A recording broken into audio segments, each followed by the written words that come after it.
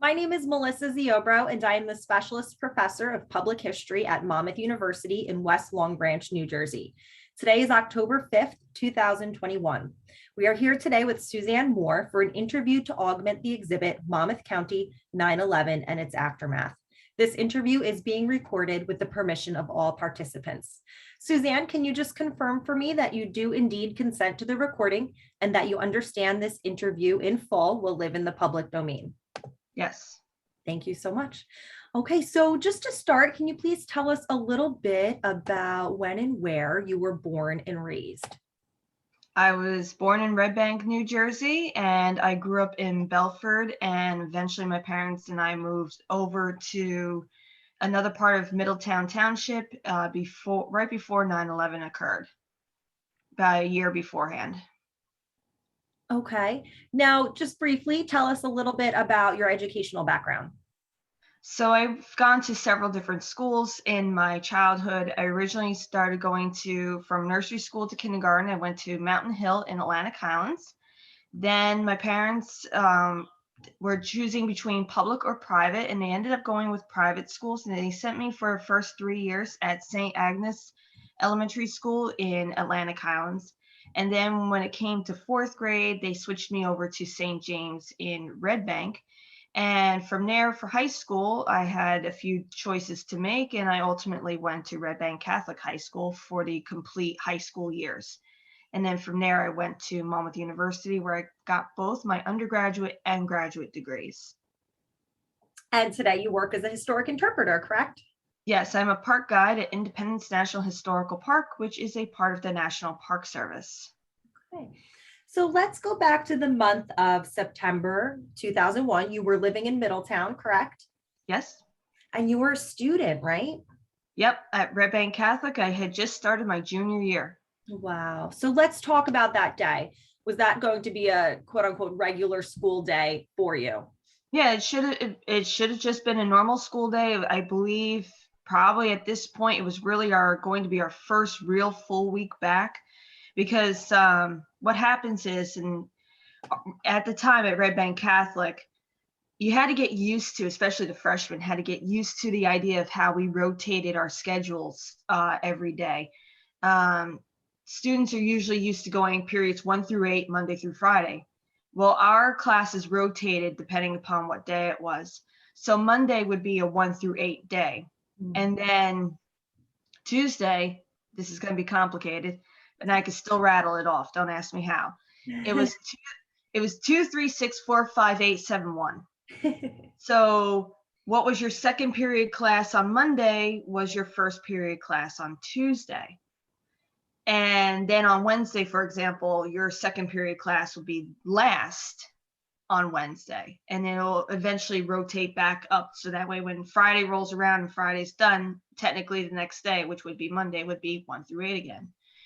So they usually give you like a week to understand this, especially if you're a freshman.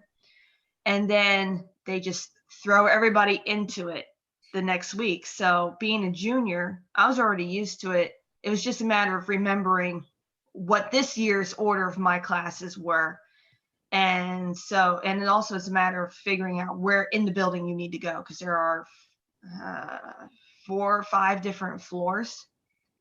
So you got to be there on time. But otherwise, yeah, it was supposed to be a pretty normal day. That's just it. I don't really remember too much from when my mom would drive me down to the school and into like homeroom. I don't even remember homeroom that day. I remember my first class, because I think that's when the memory was like trying to, well, you got to remember this day. So what were you doing earlier? But otherwise, there was nothing significant in the morning to even say that this was going to be a day to remember. So you were in a classroom. Now students weren't on their iPads. They didn't have phones in their pocket like they do today. So how do you recall first hearing that something was happening? So I just want to put a little asterisk on that. I was one of the ones with the phones in the pocket. You did, but it didn't have internet, right? No. Okay. It was just it wasn't even a flip phone. It was one of those just the ones that just didn't flip. I don't even know what you would call that anymore. Okay. But yeah, maybe a few of us had cell phones. We were the, I guess, Zach Morris. But anyway, so homeroom, homeroom should have been done before anything had happened anyway. And then I was in physics class, and I don't remember hearing anything. I went to Spanish class after that. And so by the time my Spanish class was occurring, things were already happening. And this is hindsight talking. Things were happening. I didn't know about it. Okay. When I got into my third period class, which was period 6, technically, that was my honors algebra 2 class with trigonometry. And I was one of the first people in the classroom. And then as other students started filing in, they're talking about, did you hear what happened? Uh-huh. And we're kind of like looking, a few of us are like, what do you mean? What happened? We're just thinking like, maybe somebody got into a fight, somebody got into trouble. You're thinking high school level gossip. Yeah. And someone said, oh, there was a plane crash in New York. Oh, okay. Like, why are you guys talking about this? I mean, yeah, that's sad to hear, don't get me wrong, but why is this something that you're talking about? Did it hit something? Yeah, they think it went and hit one of the buildings. Okay, how bad? And I've heard before that the Empire State Building had been hit many decades ago. So I'm thinking, is this like a little, something that came out of Alaire Airport and just the guy just lost his way or something, or someone had a problem, not even thinking terrorism or anything like that. Mm-hmm. So I want to say at that point, probably by 5 minutes into the class, the principal comes over to PA system in the school. And that was Mr. Abadamarco. He said that there's something happened in New York. It was some kind of maybe a plane accident. But as of right now, just continue with class. Mm-hmm. Okay. So we just went on with the math class. I had Mrs. Falco. I believe she's still there. And she just continued class like normal. And then it was coming close. I think, I'm trying to remember how the classes went at this time. It was probably close to 10 o'clock, I would say. So we're getting ready for the bell, because we only had 40-minute periods. We were getting ready for the bell to ring. And before the bell rang, the principal came back on and said, this is getting worse in New York. So we want to hold off on changing classes. And subsequently, what would happen was we were put on lockdown for the rest of the day. Okay. In an era in which lockdowns didn't happen. This is what I was going to ask as a follow-up question. Had you ever experienced a lockdown before? Because now schools practice that regularly. Was this something that you were aware of? No, the only thing we've ever done was fire drills. Yeah. Okay. The only other time I don't remember if this was before or after 9/11, but I remember we got to school one day and the fire trucks were already there, and they ushered us all into the gym, and where we stayed for 2 hours. But otherwise, as far as a lockdown, no. I mean, and so we were all kind of like, well, what do we do about when we get to lunch? Mm-hmm. Are we allowed to go to the bathroom? Because there was really no, at least from what we can understand, there was no immediate threat to the school. Mm-hmm. Or even to the town. So why, some of us were like, what's going on here?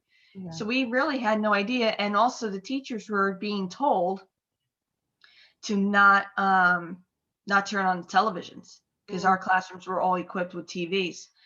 So my teacher, who was also the assistant dean of discipline at the time, she was definitely like, I am not turning the TV on.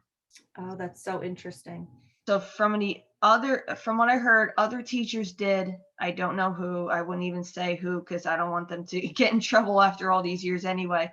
But I think some might have, just because of their own curiosities, and also the students. But that's where we would stay for the entire rest of the day. The school I don't think made any, maybe they couldn't, but there was no efforts to getting the kids home earlier. Okay. Unless if a parent came. Okay, so school stayed in session all that day. And did you return to school the next day or did you close it all? We were closed, I think, for the remainder of the week. Okay. We did have a few students who lost parents. Okay. So, and I think too, they were trying to maybe, if necessary, would have to use the campus as maybe a triage, or at least something to help those who were affected, because, some people were starting to come home on the ferries and they were in rough shape. So maybe they would go to hospitals or something like that. So they were trying to use it as a place just in case, if anything else was needed. Okay.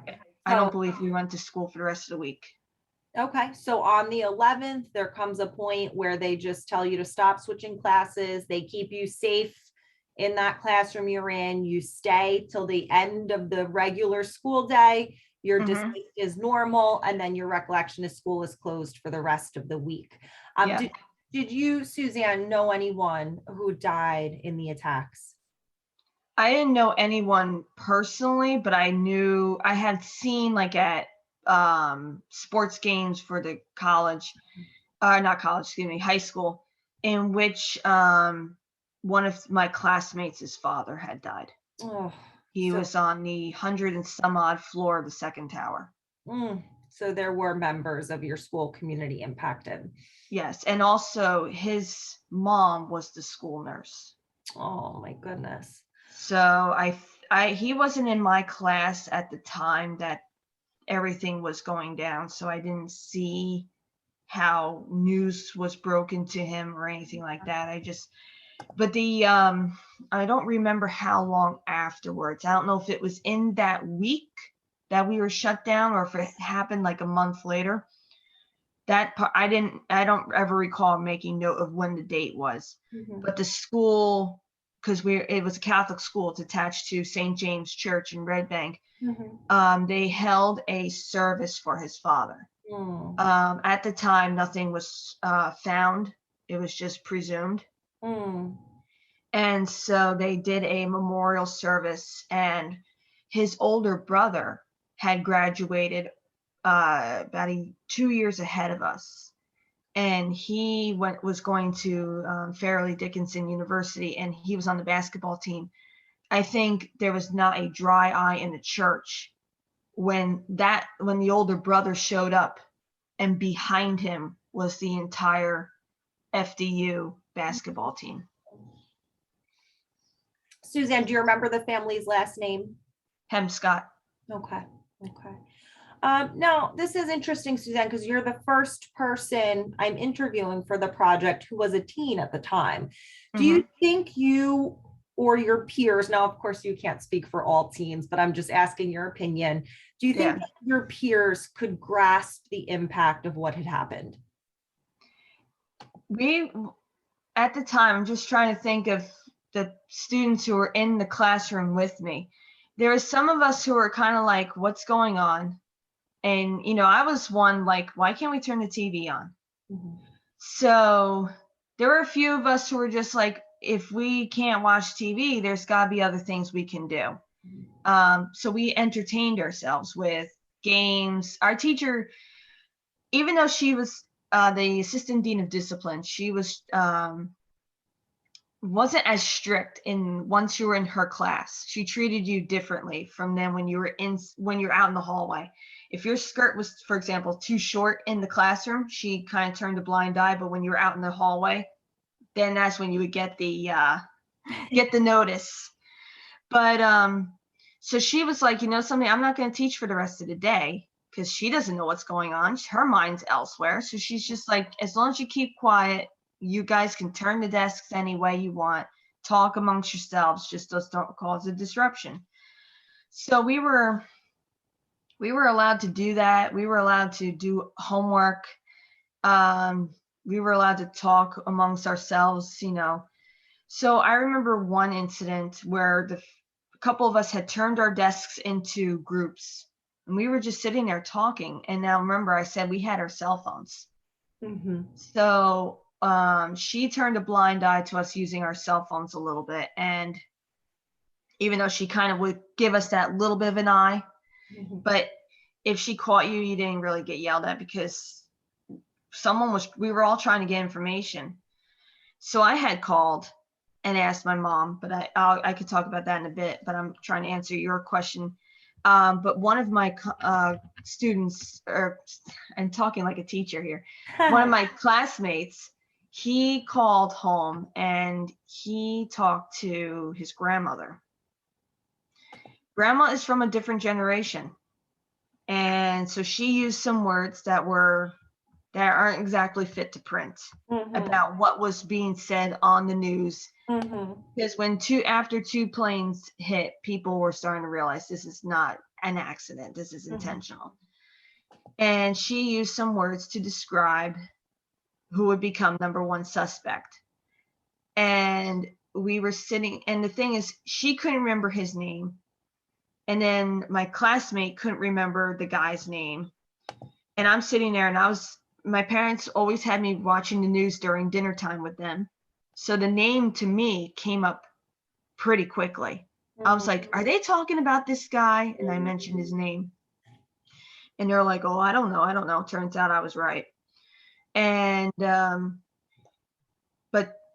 maybe it was something just to break the tension in the room. But when he repeated what his grandmother said, we all cracked up. And granted, it's not polite what she said, but maybe because of the tension in the room and because it came from an 80-year-old woman, we were just cracking up. But at the same time, I don't know how serious he was taking it. I think once we realized it was starting to hit the community, though, and how bad it was when we got home. So friends started calling each other once we got home. And I know, too, one of my other classmates in the junior level, the two of us both of our parents separately from each other, because our parents didn't know each other at the time. We went to an overlook near the house where we could see what was being done. But that was like 3-4 o'clock in the afternoon, so everything had already pretty much transpired by that point. So I think maybe in the moment you're looking for anything to release the tension because you kind of don't want to face what's happening. But later on, when things started to come to light as to what was happening, that's when the seriousness set in. And I remember when a couple months later, another plane crashed in New York. And that truly was an aviation accident. And I remember a classmate in homeroom, her locker was next to mine. So that's how I remember who it was. She said, oh, expletive, it's happening again. And it's like, no, it turns out that time it was, like I said, it was aviation accident. It was the one that went down in Queens. Let me ask 2 quick clarifying follow-ups. You said you were looking for the name of someone and you recognized it from watching the news. You're talking about Osama bin Laden? Yes. Okay. And you referenced going to an overlook to see what was happening. Are you talking about Mount Mitchell? No, it's actually Beacon Hill Country Club in like Leonardo, Atlantic Highlands area. Okay. And from there you could see the skyline.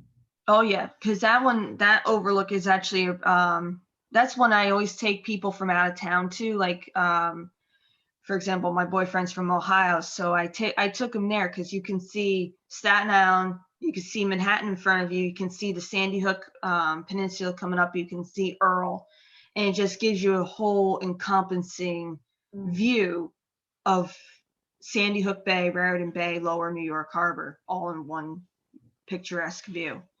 And from there, you could see, I believe at the time you could have seen both towers. I don't remember which angle from which viewpoint anymore. I think like Atlantic Highlands Marina, you can only see one tower because, and I always didn't, when I was a kid, I didn't understand that there were two. I knew there were two, but I'm like, how come I can only see one? Yeah.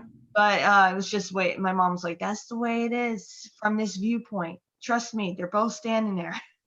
Oh, tell me a little bit more about the view on the 11th. So my parents took me up there. It was probably, so school got out usually at 2:26. My mom had actually offered to come pick me up earlier when I had called her, but I said to her, no, I want to stay here. I want to see what's, I already knew at that point that this was probably going to be a similar to what she and my dad had experienced with Where Were You when JFK happened. Mm-hmm. So I was just like, let me just stay here in school and then you can come pick me up later. And she's like, all right. Because she had already told me what happened. She told me, she's like, I said to her, Mom, what's going on? She's like, both towers are gone. So when I went to Beacon Hill with both of them, at that point, I think New York was pretty much out from under its smoke cloud in lower Manhattan there, but you could see like this puff of smoke coming up out of the area where the towers had been and trailing out to sea. Almost like it had just been a chimney there and just that streamline of smoke. And and I just remember them saying, see, the towers are gone now. And I'm just looking like, what the heck was, it's just really surreal. Like, this is it. I'm not going to see those towers anymore. So, to some extent, and I remember kind of asking him, like, so I guess this is what New York skyline looked like before the towers were built, because and then I was like, now the Empire is the tallest. And who would have thought that any of us would have been able to see that realization again? My parents did because they grew up with the Empire, but the twins, so they were built in the late 60s into the 70s, something like that. And my mom told me stories about how they were being built too. She watched that be built up. Wow.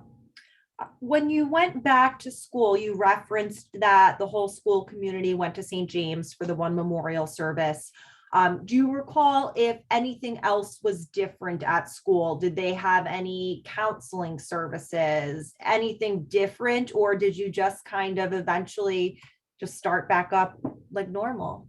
They probably had counseling service. I didn't use it because I didn't have anybody directly affected by the attacks per se, like whether they were injured or killed. The only thing that came closest for me was my aunt was stuck in New York during that day, but she was able to get out because she didn't even work anywhere near them. But as far as going back to school, I don't really remember anything in particular being different, any different policies or anything like that. Maybe it was a little more solemn, but otherwise, school would eventually get back to normal. And like I said, the only time where there was anything that sticks out in my mind being related to 9/11 was the time when that second plane crashed a month or two later in Queens. And like I said, my homeroom classmate, she made a comment like, here we go again. Yeah.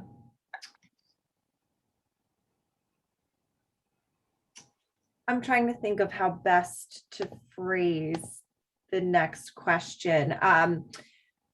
So Middletown was really hard hit, right? Had a high number of casualties, and there's intense press interest on Middletown at the time.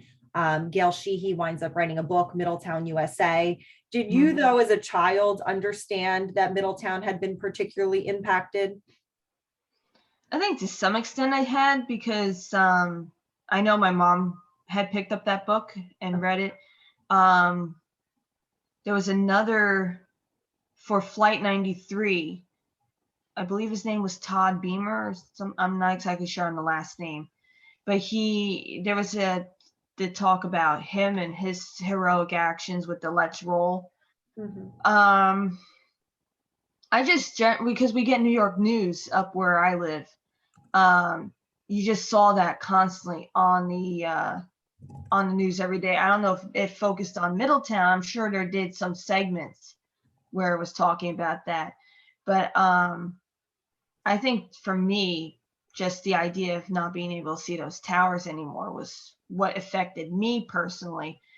But I know some people, like once in a while, you might go, well, I knew somebody in that tower, or you might hear that around once in a while. Yeah. But not until the memorials started popping up Okay. that you really started to learn. Like there's one up at Mount Mitchell, and then there's one by the Middletown train station. Mhm. A lot of people, when they talk about the period following 9/11, they recall this intense patriotism. Do you remember any of that? Yes, I do. I remember American flags being everywhere. And that was actually one of the things I described to a friend of mine who actually lives in Belgium. She is Belgian. She comes over here, and she made a remark. This was back in 2008. So things had simmered down a bit, even, as compared to what we had immediately after 9/11. And she noted to me that to her, based on her culture, it was different that we have American flags on our own homes. Mm. Because in Belgium, that's just something that they don't do. Mm-hmm. Belgian flags belong on government buildings. Mm-hmm.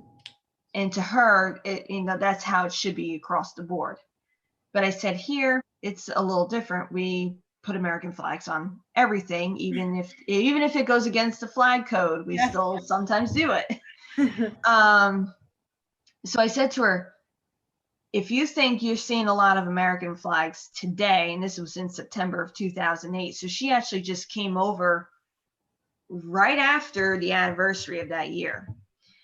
And I said to her, you should have been here this time 7 years earlier, because you would not have been able to get away from an American flag. Mm-hmm. It would have been on at least probably a lot of houses would have a flag out. People were putting it on their cars. It was just all over the place. So I remember that. And then I remember seeing like Twin Tower t-shirts. Mm-hmm. I had gotten one. I never wore it though. I just put it in my closet. It's just a simple white t-shirt with the buildings in gray. But it's not a print like from a photograph. It's like, it was supposed to be like just like a cute like little teenage design t-shirt. So I have that. I want to say I had another shirt, but I don't recall if I still have it or not. I'm sure I do. It's probably just elsewhere. But anything with the Twin Towers on it, if I had it, I kept it. I have photos from when I was a kid up at the Liberty Science Center, and the Twin Towers are behind me. I've kept those, and I even was buying like puzzles that would have the Twin Towers in them, or postcards. I just thought that it was, I thought all those things were going to go away because the towers were gone. Yeah. So I think there was a lot of things going on with that, even like people were picking up, I don't know what you would, I don't think memorabilia would be the right term, doesn't seem right, but that sort of idea where anything to hold on to those towers, they were holding on to. And what about any anti-Muslim or anti-immigrant backlash? Do you remember any of that?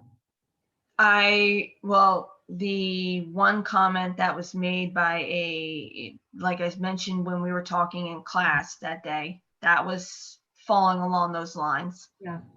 But then, yeah, I remember hearing some backlash. Sometimes it would be like, if they were business owners, people would be saying, and I say people, I mean, just, you hear it in the news coming out of like the New York stations. Yeah. Somewhere in such town, either in Jersey, New York, Connecticut, you would hear about there was, a clash at this particular business because the owners were Muslim, or they were Middle Eastern or whatever, and they would be attacked for what happened on 9/11. So I do recall hearing some of that. Yeah. I don't remember how often I heard about it, but I do, once in a while, if my parents were listening to the news, I remember hearing some things like that. Hmm. And of course, 9/11 launches us into what becomes America's longest war, the global war on terror. Do you recall any of your classmates enlisting or going to serve? In high school, no. We were juniors, so we were, I guess, at that point too young. I was 16. So most of us were 16, 17 that year. No one in my high school class, I believe, enlisted at least during high school. If they enlisted it in college, that I don't know. Okay. I have since met people over time who were usually I met them as veterans. I even work with a few people now who served during those times, either in Afghanistan or in Iraq. Mhm. I unfortunately knew someone who died in Iraq Mm. as a Marine. I knew him in college, so I knew him before he went over. So that's like one of the rare occasions where I knew someone before they went. But at the time, I didn't even realize he was a enlisted or in serving somehow one way or another. And suddenly I saw him one day in his full dressed Marine uniform. And then I guess he left. He went over to Iraq, and then I don't know how much time later, but he was supposed to, I guess maybe a year, he was supposed to come home. And right before he came home, he unfortunately was in, I guess, an IED attack. Mm. Can you share his name? Do you remember his name? Chris Cosgrove. Hmm. But you don't remember any, significant portion of your graduating class going off into the military instead of college or anything? In high school, no, I don't. Yeah. Nobody comes to mind who would have enlisted in it. Like I said, if they did, it was definitely after graduation, if anybody did. Yeah. Okay. Do you, as a historian now, 20 years later, feel that we as a society have done a good job of remembering 9/11 and drawing relevant lessons learned from it?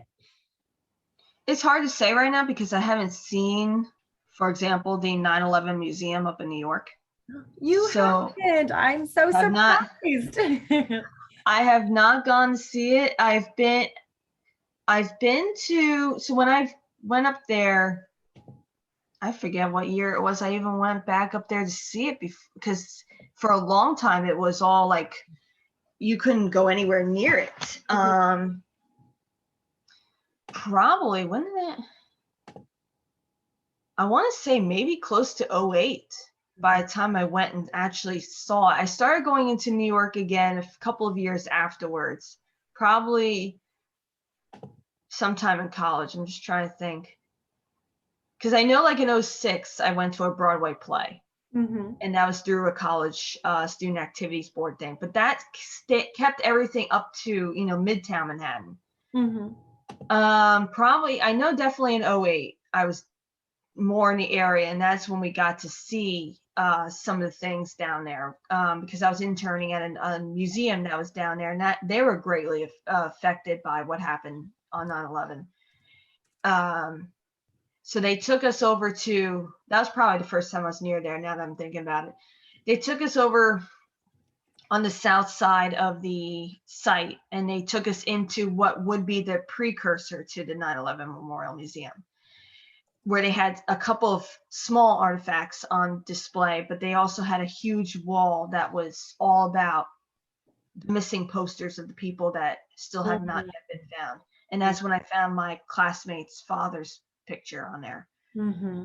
But everything was still down in the ground because they had to build up that bathroom at that point, or bathtub at that point. And so from there, I saw when the fountains were finished, and then you still needed a ticket to go in. But then I've seen it since where you don't need a ticket to go to the fountains. But then after that, I still have not yet been in the museum because I think the last time I was there, the museum might not have been finished yet, or Okay. was just starting to open to the public. I don't recall. Okay. All right, Suzanne. Well, this has been a really interesting perspective compared to the ones I have been collecting thus far. I thank you so much for your time. Is there anything else you'd like to add that we haven't covered? I'm just thinking really quick if there's anything with the school or anything like that. No, just like I said, the only way I learned news that day was through my mom, because she was telling me really quick about what happened. And she basically was telling me that, the two buildings were hit separately. And the other thing was, I ended up calling her because I felt that some of the information that was trickling through the school was kind of not correct. Because, and I don't mean to put down anybody, because we were all, even when I watch the documentaries now, we don't know what all is going on. Yeah. And you could see just the confusion of the reports. But there were times where it's like they were telling us, the administration of the school was saying there was different things going on, and it turns out they were just trying to scramble the planes to get down on the ground, Yeah. trying to clear the airspace. But it was confusion. So they were, there were some things that were trickling, and so that's when I called my mom and was like, what's going on? And that's when she said, the towers are gone. There's a couple of other planes missing. Turns out Pentagon in Flight 93 out in Pennsylvania. Yeah. That actually brings me to a follow-up question. You mentioned you were able to speak to your mom via cell phone. Do you recall any issues getting service? Because there's a lot of discussion about how cell phones were inundated and sometimes not reliable. Were you having trouble getting through, or was it working seamlessly? I think I got out on the first call. Okay. Don't ask me what time that was around. It was probably around noon. Okay. Ish. Because she was saying, do you want to come home? Okay. And I said to her, is there really a need to come home? Yeah. Are we, and I asked her about my aunt in New York, because she was working in the fashion district at the time. Okay. So but my mom's like, she should be all right because she's not anywhere near it. If anything, just a commute trying to get back home. Yeah. Turns out, yes, she didn't get home until like after 8-9 o'clock that night. Oh, wow. When she should have maybe gotten home by 6. Okay. Oh. All right. Well, I'm going to stop the recording there then. Thank you, Suzanne.